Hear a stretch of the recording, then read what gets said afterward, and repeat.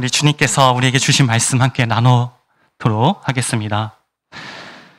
창세기 15장 1절에서 6절 말씀입니다. 창세기 15장 1절에서 6절 말씀입니다. 오늘 말씀을 읽을 때 말씀을 통해서 직접 우리에게 역사하시는 주의 음성을 듣기를 간절히 원합니다. 함께 읽도록 하겠습니다. 시작! 이후에 여호와의 말씀이 이상 중에 아브라함에게 임하여 가라사대 아브라함아 두려워 말라. 나는 너의 방패요 너의 지극히 큰 상급이니라. 아브라함이 가로되 주 여호와여 무엇을 내게 주시려니까.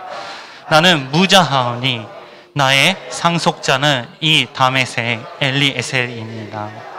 아브라함이 또 가로되 주께서 내게 시 아직 주지 아니었으니 내 집에서 길리운 자가 나의 후사가 될 것이니.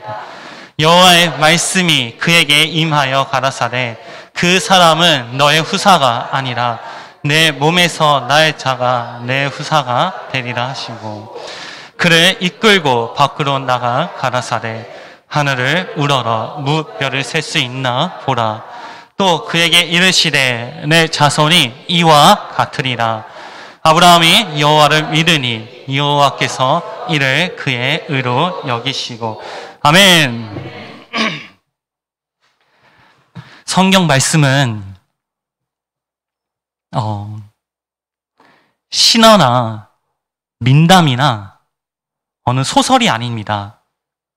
만약에 성경 말씀이 신화 혹은 민남 소설이라면 그 안에 담겨진 교훈, 그런 것들을 캐치해서 그 교훈대로 살아도 좋고 혹은 살지 못하면 그만이죠.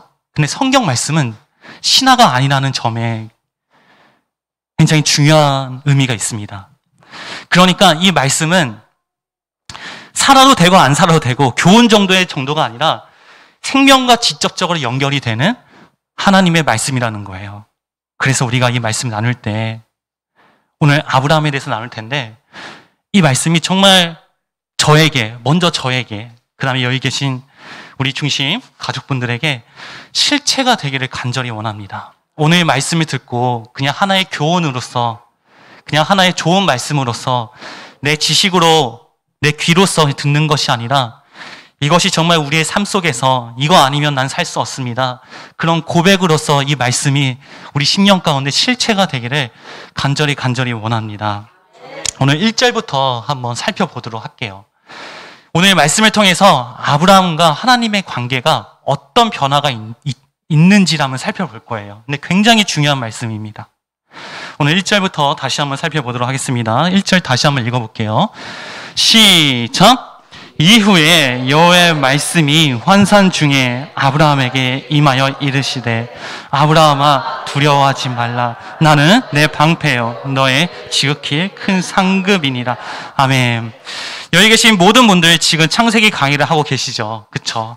우리가 창세기 강의를 지금쯤이면 아마 서론 부분에서 성경을 어떻게 봐야 되는지에 대해서 함께 나누고 있을 줄이라 생각이 듭니다.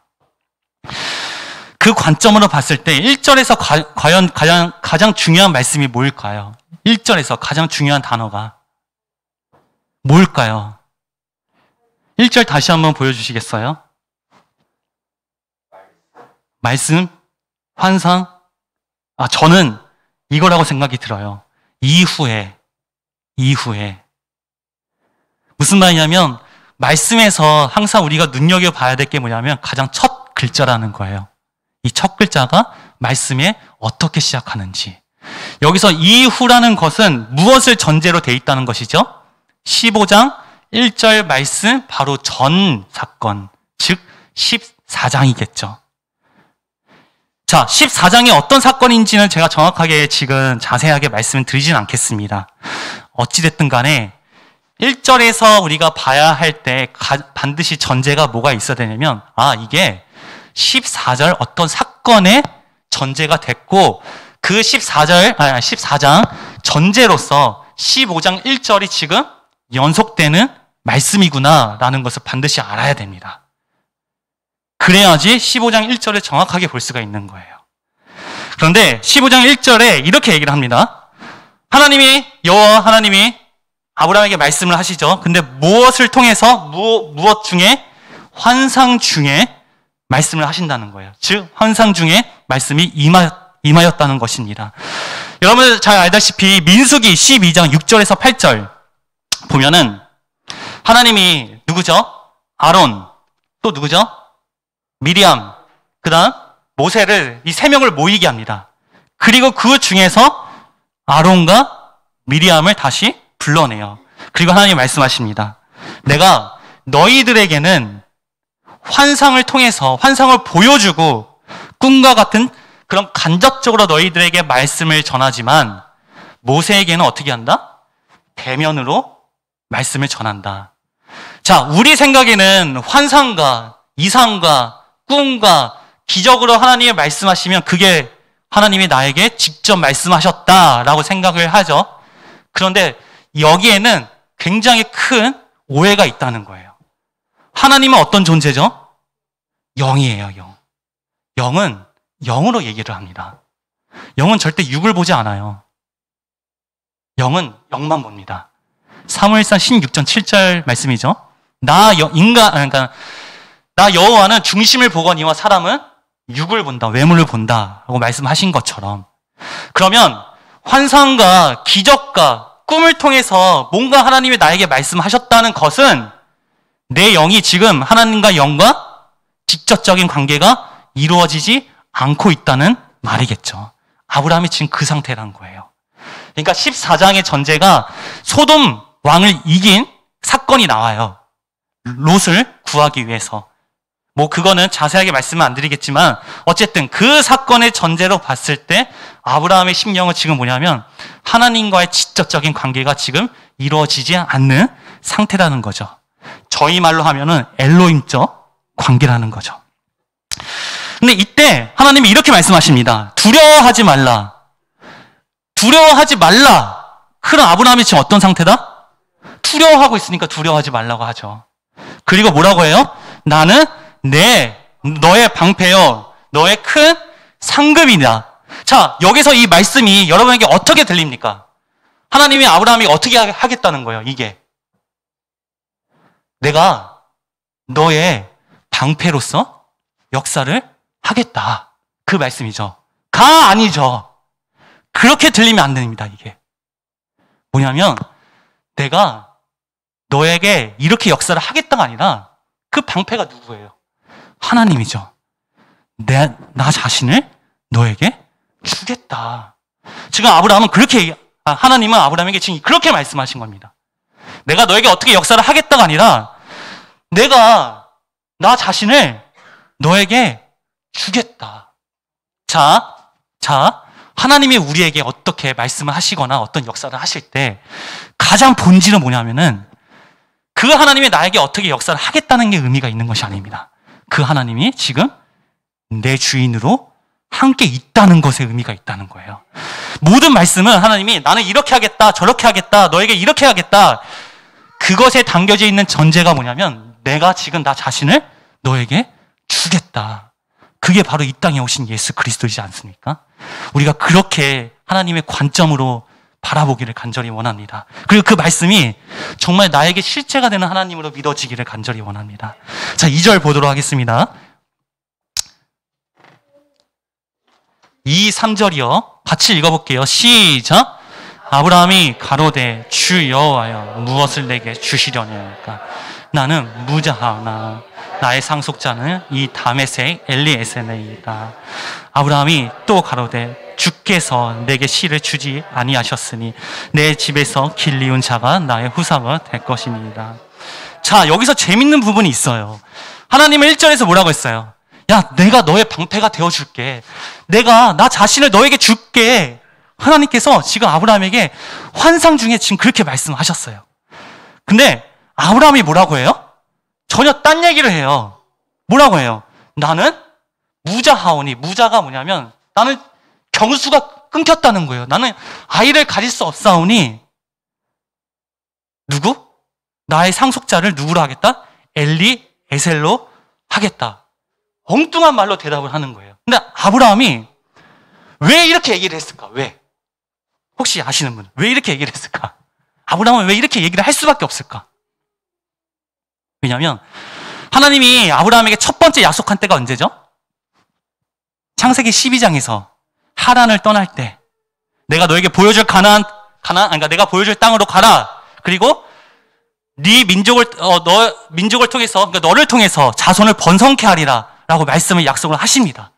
그리고 13장에서 아브라함이 롯을 떠날 때 똑같은 말씀을 하세요. 후사에 대한 약속을. 그러니까 아브라함 입장에서 생각해 보세요. 12장에서 하나님께서 나에게 그렇게 말씀하셨어. 와, 감사합니다. 근데 이게 시간이 갈수록 전혀 후사가 생길 상황이 아니야. 본인은 벌써 나이가 찼고 살아도 보니까 지금 아이를 가질 상황이 아니야. 근데 13장에서 또 그냥 약속을 하는 거야. 감사합니다. 그런데 그 이후에도 또 후사가 없어. 그러니까 아브라함 입장에서는 하나님의 말씀이 지금 이게 하겠다는 거야, 안 하겠다는 거야. 지금 그 생각을 가지고 있는 거죠, 아브라함은. 그래서 아브라함이 어떻게 합니까? 하나님이 내가 너에게 나 자신을 지금 너에게 주겠다라고 말씀하시는데 아브라함은 지금 어디에 관심이 있어요? 그 후사 자체에 관심이 있는 거예요. 근데 여기서 중요한 게 뭐냐면 하나님이 너에게 분명히 너를 통해서 후사를 주겠다고 하는데 아브라함은 어떻게 합니까? 자기가 키운 종이겠죠. 엘리에셀을 딱 정해놓습니다. 자기가 계획을 해놓습니다. 그리고 어떻게 해요? 3절에 아브라함이 또 가로되 주께서 내게 씨를 주지 아니하셨으니 내 집에서 길리운 자가 나의 후사가 될 것이니이다. 자, 이거는 좋게 말하면 이렇게 얘기를 하는데 자, 지금 조시는 분이 있어요. 잘 들으셔야 됩니다. 잘 들으셔야 돼요. 아브라함이 지금 사실은 하나님한테 어떻게 하냐면 아니 하나님께서 나에게 씨를 준다고 했는데 지금 주지 않았습니까? 지금 나에게 씨가 없습니다. 주님께서 주지 않았기 때문에 그래서 내가 지금 내 손으로 키운 엘리에셀을 상속자로 세웠습니다. 라고 하는 게 지금 아브라함의 입장인 거예요. 이게 지금 말씀이 있으니까 우리가 거룩하게 읽느냐고 아브라함이 가로되 주께서 내게 씨를 주지 않았으니 뭐 이렇게 있는데 전혀 아브라함은 그게 아니에요. 아니 당신이 지금 나에게 씨를 준다고 했는데 주지 않았지 않았습니까? 그래서 지금 내가 여기서 보면은 내 집에서 길리운 자 누가 키웠다는 거예요? 자기가 키운 이 엘리에셀을 당신이 말한 그 후사가 이제 될 거예요. 라고 아브라함이 지금 그렇게 하나님을 대적하는 겁니다. 말씀하는 거예요. 자, 잘 보세요. 아브라함은 지금 이 상황에서 어떻게 볼 수 있냐면 자신이 앞으로 할 길을 혼자 다 계획을 하고 있는 모습을 볼 수 있습니다. 자, 지난주에 말씀 혹시 기억하시나요? 수요일 날 말씀이었나요? 야곱과 하나님의 씨름. 그쵸? 하나님이 야곱을 이겼어요? 못 이겼어요? 씨름에서. 약복강에서. 못 이겼어요. 그 전 말씀이 기억나나요? 야곱이 그 상황이 어떤 상황인지? 에서에게 자기가 이제 가려고 해요. 근데 지금 이대로 가면 자기가 죽을 것 같아요. 죽는 걸 뻔히 알아. 그래서 어떤 짓을 합니까, 야곱이? 자기가 가지고 온 모든 재산들과 종들을 먼저 다 보내요. 에서에게. 왜냐면 에서가 그걸 보고 마음이 풀릴 줄 알고. 그리고 어떻게 해요? 자기가 사랑하는 아내들과 그다음 자식들을 또 먼저 보냅니다. 그걸 통해서 에서가 마음이 풀릴 것 같아서. 그렇게 생각을 한 거죠. 그리고 야곱이 약복강에 혼자 있을 때 그때 하나님이 이제 싸움을 거시죠. 야곱에게. 야곱이 어떤 일을 한 거예요? 자기 살려고 모든 계획들을 다 짜놨다는 거죠. 지금의 어떤 모습과 똑같습니까? 아브라함의 모습과 자기 살려고 자기 후사를 내 손으로 다 키워가지고 나의 가장 충신인 엘리에셀을 하나님의 말씀이라고 약속하신 그 후사로 정해놓는 거예요, 지금. 이게 바로 야곱과 아브라함의 공통된 모습이란 거죠. 이게 뭡니까? 전형적인 하나님의 말씀이 실체가 아닌, 이들이 하나님을 안 믿는 게 아니죠. 하나님을 믿고 있어요. 그런데 하나님의 말씀이 실체가 안 되는 혹은 전형적인 자기가 주인된 모습의 거죠, 이것이. 제가 여기서 가장 무서웠던 게 뭐냐면 이들이 하나님을 믿고 있다는 거예요. 제가 이걸 보면서 제 모습을 굉장히 투영시켜서 제 모습을 바라보게 되더라고요. 그러니까 제가 지난 주일날, 2주 전에 저기 어디야, 여주에 있는 신륵사 절에 예불을 참가했었어요. 새벽 3시 반에 절에서 예불. 그 스님이 목탁을 두들기면서 1시간 반 동안 거의 1시간 정도를 반야신경을 외우더라고요. 그 안에서 사람들 다 거기 전하고. 근데 제가 이제 거기에 참석을 했었는데, 근데 거기서 드는 생각이 뭐냐면 이들은 하나님을 모르니까 자기 생각에 빠져서 이렇게 할 수도 있겠다라는 생각이 들더라고요. 근데 오늘 이 말씀을 통해서 제가 너무 무서운 게 뭐냐면 하나님을 믿고 있는데 자기 계획에 빠져 있는 거예요. 하나님을 믿고 있는데. 더 나아가서 뭐냐면 하나님을 믿고 있는데 자기 생각에 빠져 있는 거예요. 자기 생각. 자기 세계관에 빠져 있는 겁니다. 더 나아가서 뭐냐면 성경에 있는 하나님을 믿는 게 아니라 자기가 만들어 놓은, 자기 생각으로 만들어 놓은 혹은 자기 생각으로 제한시켜 놓은 하나님을 믿고 있다는 거예요. 이 모습이 어느 모습과 똑같은지 아세요? 선악과 사건에서 선악과를 따먹을 수밖에 없는 아담과 하와가 만들어낸 바로 그 하나님입니다. 아담과 하와가 하나님을 안 믿어서 선악과를 따먹은 게 아니에요. 그들도 하나님을 분명하게 믿고 있습니다. 그런데 어떤 하나님? 반드시 죽는다는 하나님이 아니라 먹으면 죽을까 하는 하나님을 믿고 있는 거예요, 그들은. 그러니까 자기 생각, 자기 세계관에 완전히 빠져있는, 그러니까 사실은 하나님을 믿는 게 아니죠. 관념적으로, 추상적으로 믿고 있는 것이죠. 그러니까 그 모습이 지금 아브라함과 야곱의 모습이고, 이 모습이 나의 모습이다라고 이 말씀을 준비하면서 굉장히 저에게 하나님의 이제 은혜와 또 무서움이 동시에 다가오더라고요.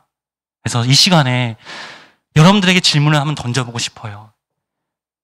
신앙생활 20년, 30년, 40년 혹은 50년, 60년 하고 계신 분들이 아마 다 여기에 있을 겁니다. 그리고 그 하나님이 분명히 나는 실체라고 믿고 있는 분들입니다. 다 여기 계신 분들이. 근데 한 번쯤은 의심을 해볼 필요가 있다는 거죠. 그 하나님이 혹시나 나만의 하나님이 아닌가? 그냥 내가 내 생각에 내가 제한한 하나님이 아닌가? 혹은 하루의 시간, 24시간 동안 단 한 번도 하나님을 찾지 않다가 나에게 고난과 어려움이 있을 때 그때 찾는 그 하나님이 아닌가? 객관적으로 냉정하게 얘기하면 그건 절대 진짜 하나님을 믿는 게 아닙니다. 정말 하나님이 나의 주인이라면 한번 객관적으로 나 삶을 한번 보세요. 하루에 정말 하나님을 생각하는 시간이 많은지 하나님을 생각하지 않은 시간이 많은지 이건 본인이 알아서 판단을 하셔야 됩니다. 다만 객관적으로 꼭 보셔야 된다는 것이죠. 아브라함, 이게 우리의 모습이 아브라함과 야곱의 모습일 수 있다는 거예요.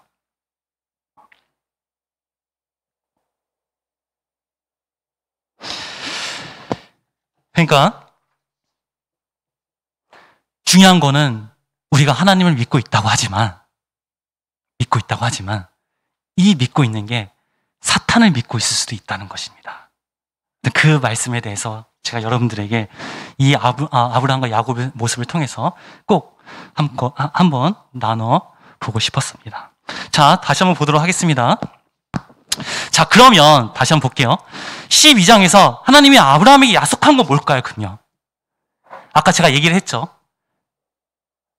후사에 대한 약속, 혹은 앞으로 보여줄 땅으로 가라고 한 그 약속. 그게 정말 하나님이 하신 약속일까요? 어떤 약속일까요? 12장에서 하신 약속이. 계속해서 해왔던 후사에 대한 약속이 하나님이 말씀하시고자 싶은 약속이 뭘까요, 그게? 뭘까요? 아까 말씀드렸잖아요. 결국엔 자기 자신을 주겠다는 거예요. 지금 내가 보여줄 땅으로, 그 가나안 땅으로 가는 게 사실은 본질적인 의미가 있는 것이 아니라 네 자손을 통해서 이 민족을 번성케 하겠다라는 것에 궁극적인 목적인, 물론 그것도 중요하죠. 중요한 의미가 있죠. 근데 중요한 궁극적인 목적이 아니라 하나님의 약속은 아브라함에게 내가 너와 함께 하겠다. 나 자신을 너에게 주겠다. 사실은 그거에 대한 약속인 거예요. 근데 아브라함은 사실은 어디에 초점이 있었어요? 그 후사. 나의 민족을 번성케 하겠다. 그러니까 선물을 누구에게 주죠? 제가 만약에 성민 형제 결혼 축하합니다 해서 선물을 준비했어요. 선물을 줬어요. 그러면 성민 형제는 그 선물에 초점을 갖게 된 거죠. 나에게 초점이 있는 것이 아니라 그 꼴이 바로 지금 아브라함의 모습이라는 것입니다. 자, 4절 보도록 하겠습니다. 근데 4절에 잘 보세요. 4절에 전환이 일어나요. 변화가 일어납니다. 어떤 변화가 일어나는지 보도록 하겠습니다. 함께 읽어보겠습니다. 시작! 여호와의 말씀이 그에게 임하여 가라사대 그 사람은 너의 후사가 아니라 내 몸에서 나의 차가 내 후사가 되리라 하시고. 자, 여기서 문제! 1절과 4절의 차이점.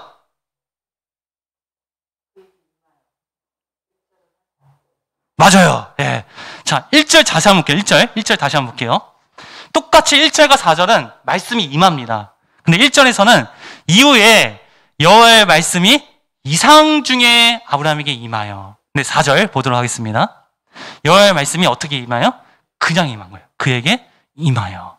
그러니까 1절과 3절 그 사이에, 그러니까 환상을 통해서 말씀하시고 그거를 응답하는 아브라함과 하나님과 사이에 관계의 변화가 생긴 거예요. 저는 이거를 뭐라고 부르고 싶냐면 바로 엘로힘적 역사에서 여호와적 역사의 변화이다라고 얘기를 하고 싶습니다. 그러니까 아브라함 심령에 전환이 생긴 거예요, 이제. 그러니까 막연했던 혹은 하나님의 환상으로만 통해서만 알 수 있었던 아브라함의 심령이 이제는 인격적인 관계가 된 거죠, 4절에서. 자, 아브라함에게 분명한 후사가 있으리라고 말씀을 하세요. 그리고 이는 4절에서 보면은, 자, 4절 다시 한번 볼게요. 말씀. 하나님이 이렇게 합니다. 그 사람은 너의 후사가 아니라, 그러니까 엘리에셀의 후사가 아니라는 거죠. 그리고 네 몸에서 날짜가 네 후사가 되리라 라고 이제 말씀을 하세요. 자, 하나님과 아브라함이 이제 여호와적 관계가 일어남으로써 다시 한번 후사에 대한 얘기를 합니다. 자, 왜 여기서 후사에 대한 얘기를 할까요? 조금 전까지만 해도 아브라함은 지금 후사를 누구로 정했어요? 엘리에셀. 엘리에셀은 뭐예요? 어디에서 나온 결과예요? 자기 생각, 자기 상황을 바라보고, 내 상황을 바라보고 만든 것이 엘리에셀이에요. 근데 하나님은 이 아브라함에게 지금 엘리에셀을 얘기하는 게 아니라 하나님의 말씀을 다시 한번 아브라함에게 심어줍니다. 이게 뭐냐면, 잘 보셔야 됩니다. 아브라함이 지금 빠져있는 자기 세계관에 있는 것을 이제는 뭘로 바꾼 거예요? 하나님의 세계관으로 완전히 변화시킨 거예요. 이게 굉장히 중요합니다.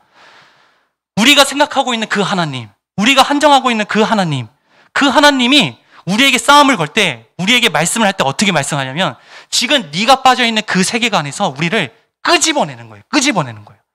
그리고 그럴 때 어떻게 말씀하시냐면 나는 절대 불가능하다. 나는 절대 이게 안 된다라고 생각하는 것을 하나님이 말씀하세요. 그때 아브라함은 절대 나에게 후사가 생길 수 없습니다.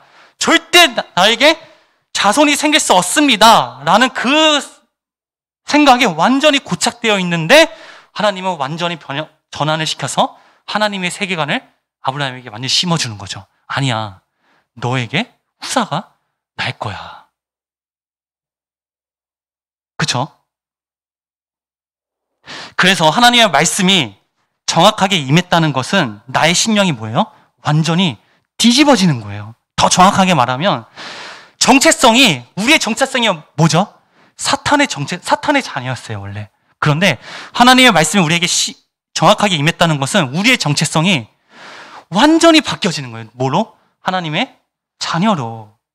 그러니까 이 전환이, 이 세계관이 바뀌는 게 여러분 그냥 하나 교훈, 내 생각, 내 지혜가 바뀌는 게 아니라 우리 심령이 완전히 바뀌는 것입니다. 더 정확하게 얘기할게요. 인간인 내가 하나님이 되는 거예요. 하나님. 신이 되는 거예요. 신이. 오해하지 마시고요. 능력으로서 그 하나님이 내 안에 있다는 것은 그 하나님의 능력이 결국엔 이제 내 능력이 되는 거죠. 결국엔 뭐예요? 내가 하나님이 되는 거예요. 그럴 정도로 세계관이 바뀌는 거, 말씀의 전환이 있는 거는 우리의 신령, 아니 이 세상의 전환보다도, 이 세상의 변화보다도 더 큰 변화라는 것이죠. 지금 그게 바로 아브라함에게 이루어지고 있다는 것입니다. 이걸 이제 더 실제적으로 보여줍니다. 자, 5절 보도록 하겠습니다. 시작! 그를 이끌고 밖으로 나가 가라사대 하늘을 우러러 물결을 셀 수 있나 보라. 또 그에게 이르시되 내 자손이 이와 같으리라. 자, 여기가 이제 가장 하이라이트 부분이에요. 자, 제가 문제를 하나 내도록 하겠습니다. 여기서 아브라함을 이끌고 밖으로 나간 것은 무엇일까요? 여기서 도대체 누가 지금 아브라함을 밖으로 끄집어냈죠? 누구죠? 여호와 하나님? 그쵸? 말씀이죠, 말씀. 아니, 하나님이 끌 수는 없죠. 하나님이 손에 있는 것도 아니고, 정확하게 말하면 하나님, 여호와 하나님 자체, 그 4절에서 임했던 그 말씀이 이제 아브라함을 끌고 나갑니다. 저는 여기서 이렇게 얘기를 하고 싶어요. 하나님이 왜 아브라함을 끌고 나갈까? 끌고 어디로 나가나요, 지금? 밖으로. 그쵸? 저는 이렇게 얘기를 하고 싶어요.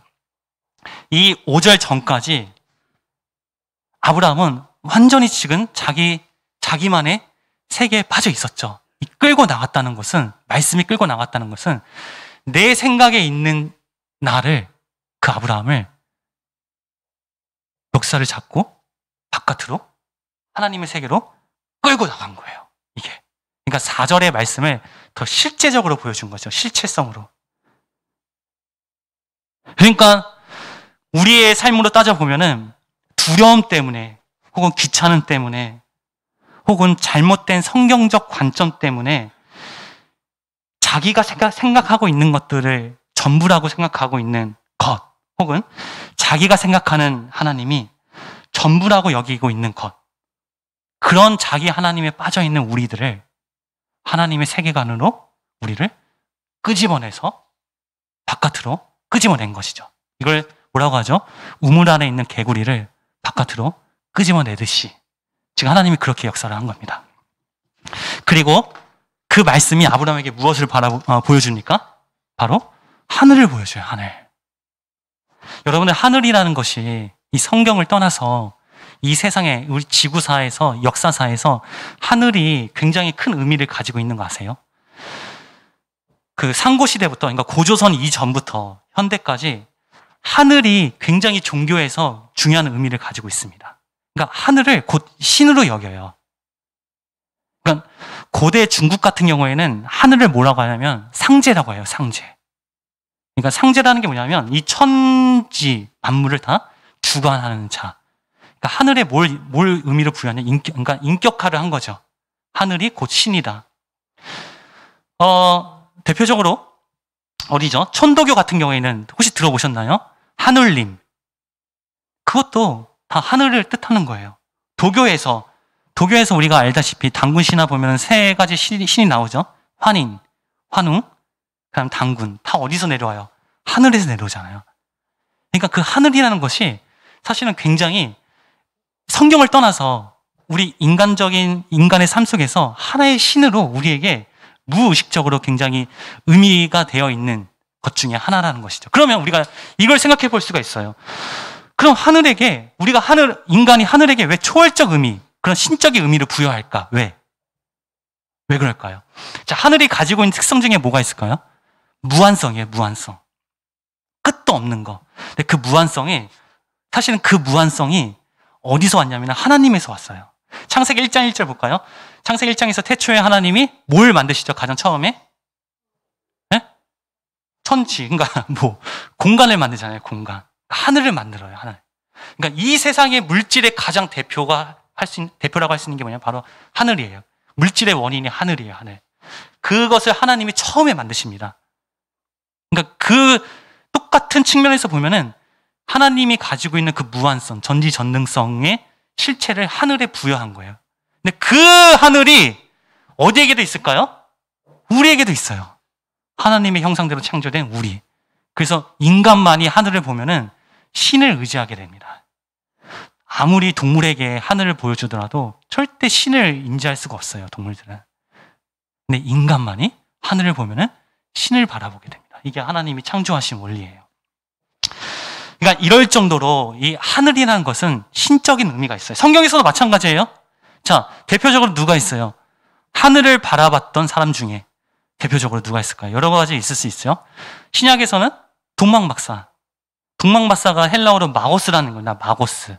근데 얘네들이 뭐 하는 사람이냐면 히브리어로 보면은 여러분들 그거 아세요? 점성이라고 아세요? 점성? 별자리 보고 점치는 사람. 그렇죠? 그러니까 하늘을 보고 앞날을 길흉화복이라고 하죠. 그런 것들을 점을 치고 예측하는 사람들이라는 의미예요. 그 중에 신약에서 나오는 대표적인 인물이 바로 동방박사입니다. 그래서 동방박사가 하늘을 연구하던 사람들이었어요. 물론 누가복음에서는 목자로 나오죠. 그 동방박사 하늘을 연구하고 있기 때문에 별자리를 보고 그것을 찾아서 하나님 예수님께 올 수 있었던 거예요. 그러니까 성경에서 하늘을 보고 있었다는 것은 결국에는 내 신경이 하나님을 향하고 있었다는 의미겠죠. 그게 대표적인 구약에서 인물이 누군지 아세요? 바로 아브라함입니다. 아브라함이 사실 그 시대 때 유목민이에요. 유목민. 유목민이라는 게 무슨 뜻인지 알죠? 가축을 키우고 이동하는 사람들. 가축을 키우고 이동하는 사람들은 뭘 가장 중요하게 여기냐면은 하늘을 가장 중요하게 여겨요. 별자리를. 이 별자리를 보고 방향을 다 알고 어느 곳에 가축들이 먹을 수 있는 자원들이 풍성한지를 아는 사람들입니다. 즉 뭐냐면 아브라함은 항상 하늘에 관심을 두고 있었다는 것이죠. 하나님께 관심을 두고 있었다는 것이죠. 그래서 유목민인 아브라함이 하나님을 만나게 되는 것이죠. 자, 어쨌든 그런 의미를 가지고 있는 하늘을 하나님이 보여주시는 거예요. 그럼 이 말인 뜻이 뭐냐면 지금 아브라함이 빠져있는 그 세계관에서 이제는 진짜 하나님의 세계관을 하늘을 통해서 보여주십니다. 그리고 거기 안에 별들을 보여주심으로써 정확하게 하나님의 말씀이 어떻게 임했고 이게 너에게 어떻게 실체가 되는지를 아브라함에게 말씀을 해주시는 것이죠. 그러니까 이제 직접적인 역사가 이루어지는 거죠. 자, 이제 마지막입니다. 6절 보도록 하겠습니다. 여기까지가 여호와와 하나님과의 관계입니다. 제가 6절을 어떻게 얘기하고 싶냐면 이제 임마누엘적 역사가 일어났어요. 자, 보도록 하겠습니다. 같이 시작. 아브라함이 여호와를 믿으니 여호와께서 이를 그로 자, 문제 내도록 하겠습니다. 하나님이 아브라함에게 약속하신 것을 실제로 보여주셨고 이제 실제로 직접적으로 역사를 하십니다. 그랬더니 아브라함이 어떻게 해요? 하나님의 약속을 믿었습니다. 맞나요? 맞아요? 맞아요? 아니에요? 맞을까요? 아닐까요? 맞다. 아니에요? 아니다. 아니죠. 그렇죠? 중요한 게 뭐냐면 아브라함은 여기서 이제 하나님의 약속을 믿는 게 아니에요. 자, 뭘 믿어요? 다시 한번 보여줄까요? 뭘 믿을까요? 자, 보여주세요. 아브라함이 여호와를 믿으니. 굉장히 중요합니다. 약속을 믿은 게 아니라 하나님 이제 자체를 믿게 된 거예요. 그 전까지 약속에 초점이 있었어요. 후사에 초점이 있었어요, 아브라함은. 말씀에. 근데 이제는 어떻게 돼요? 여호와 자체를 이제 믿게 되는 거예요. 믿었다는 거 뭡니까? 이제 그 하나님을 나의 주인으로 받아들였다는 거죠. 적어도 이 본문에서는. 그런 아브라함에게 하나님이 이제 뭐라고 합니까? 자, 다시. 아브라함이 여호와를 믿으니 여호와께서 이를 그의 의로 여기시고 이제 의로 여기는 거예요. 이제. 이게 굉장히 중요합니다. 성경에서 말하는 의는 우리가 성경에서 이 사람은 가장 첫 번째로 의인이다라고 얘기할 수 있는 사람이 누구예요? 에녹이죠. 에녹이 뭘 했어요? 300년 동안 동행했어요. 동행했어요. 그리고 의인이란 말은 뭐 노아 때로 나오고 그 이후에도 나오지만은 그러니까 정확하게 의라는 의미는 뭐냐면 하나님과 동행하고 있는 사람. 그러니까 그 말씀을 믿는 게 아니라 하나님이 나에게 약속하신 걸 그걸 믿는 게 아니라 하나님이 나의 십자가에 죽으시고 내 죄를 사하여 그걸 믿는 게 아니라 하나님이 나를 위해서 부활하셨습니다. 그 사건을 믿는 게 아니라 그 하나님 자체를 믿는 거예요. 그 하나님 자체를.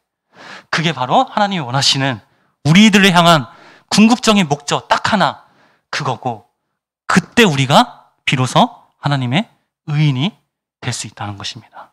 자, 이제 결론입니다.